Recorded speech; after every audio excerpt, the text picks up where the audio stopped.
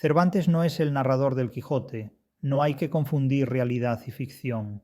El narrador, en consecuencia, nos informa con puntualidad de todos los artificios que muy racionalmente usa Don Quijote para construir su locura.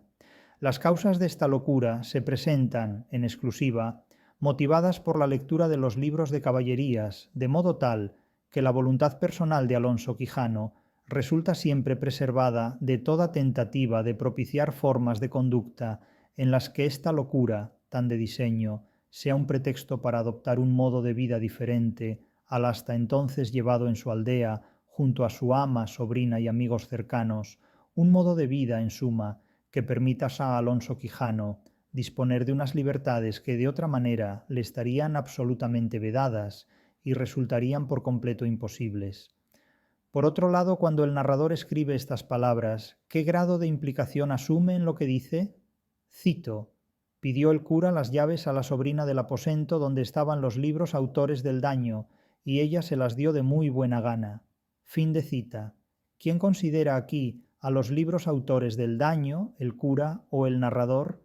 ¿Finge el narrador pensar lo mismo que el cura y la sobrina y los demás personajes? ¿Es simplemente una suerte de estilo indirecto libre?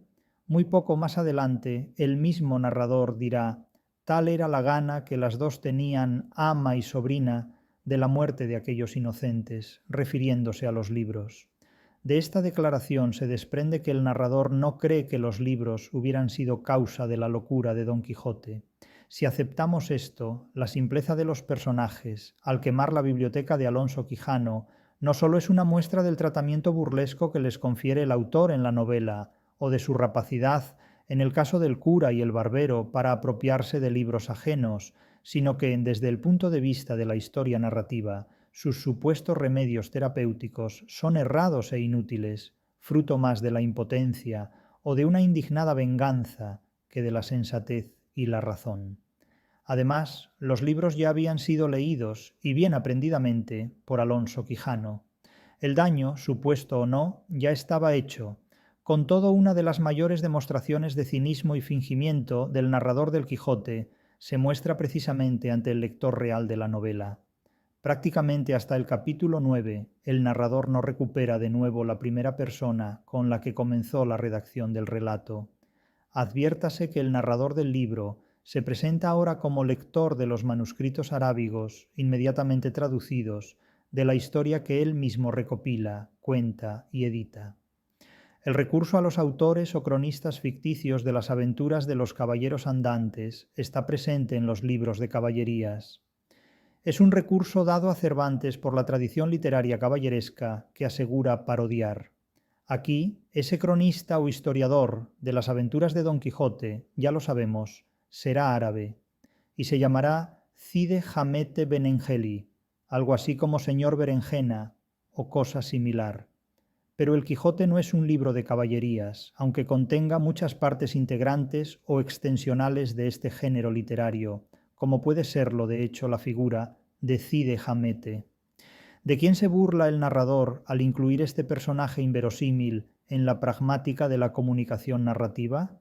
Indudablemente del lector, y no tanto de los libros de caballerías, especie literaria en la que esta figura extraordinaria estaría como pez en el agua, esto es, como parte determinante o intencional del género literario.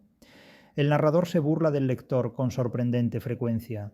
Es lo que sucede cuando reflexiona o finge reflexionar en directo sobre su propio proceso de contar la historia, de forma irónica y burlesca, como si cuanto sucediera no fuera invención del propio narrador para hacer verosímil al lector la invención de una ficción ciertamente convincente.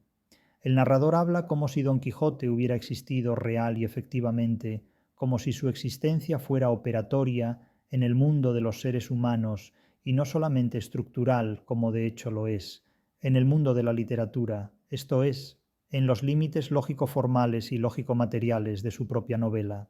Sin embargo, Don Quijote y su historia recuperan muy pronto el estatuto exclusivamente libresco, es decir, su existencia estructural.